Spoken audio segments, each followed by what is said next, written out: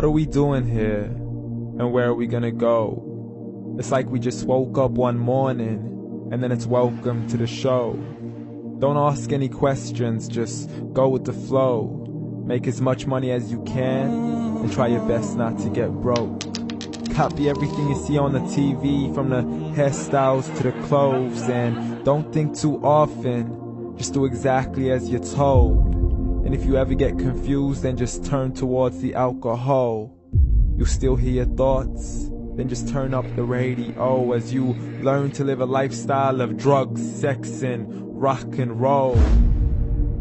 But in all honesty, I just need to know, is there more to the cycle than growing and getting old? Living and dying just to leave behind a happy home and a whole lot of property that somebody else is going to own. I just really need to know before the casket's closed, 'cause I'm not willing to gamble with my soul, nor am I ready to take any chances. These are just simple life questions, and I'm just searching for some answers. Like, what are we doing here? And what is our purpose? How did we get here, and who made us so perfect? And what happens once we go, or is this world all really worth it? Questions we don't answer because apparently we don't really have to. There's no purpose to this life and our existence is merely natural. Then in that case, please let me ask you, did you create yourself, or was it somebody else who had fashioned you? 'Cause you're a being that's impeccable, faultless and unparalleled. You're a product of supreme intelligence, and I'm merely being rational. For there isn't a camera on this earth that can come close to the human eye, nor a computer that can compete alongside the human mind. And if the whole world was to come together, we wouldn't be able to create a single fly. So many signs, yet we still deny. As science tries to justify that all this could come from none, when it's a simple sum. 0 plus 0 plus 0 cannot possibly ever give you 1. So from where did all this order come? For everything has its origins, a maker, a creator of its own. I mean, the only reason you're watching this video is because somebody had to press upload.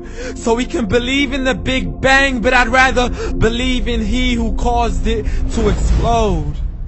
Allah, the creator of everything along with every single soul.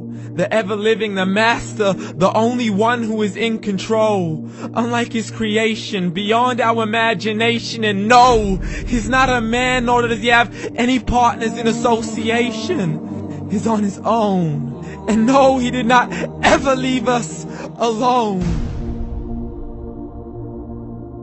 Just like every manufacturer, he left us with an instruction manual. The Quran and Islam, and I'm sorry to jump to conclusions, but it's the only one possible. The only definition of God is the one and only supreme being. It's logical, a book with 0 contradictions, with miracles that are both scientific and historical, all revealed over 1400 years ago.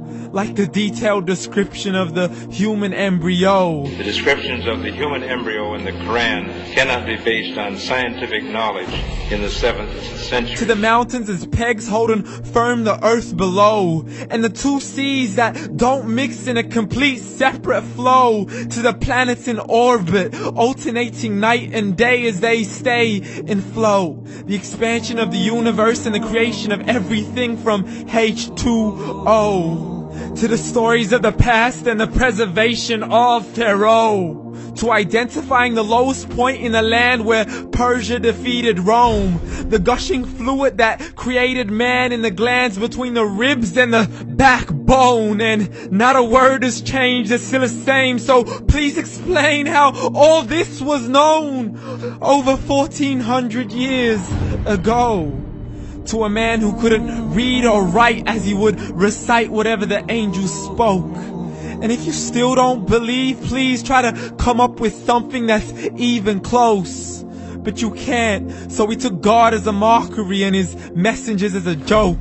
Muhammad could not read or write.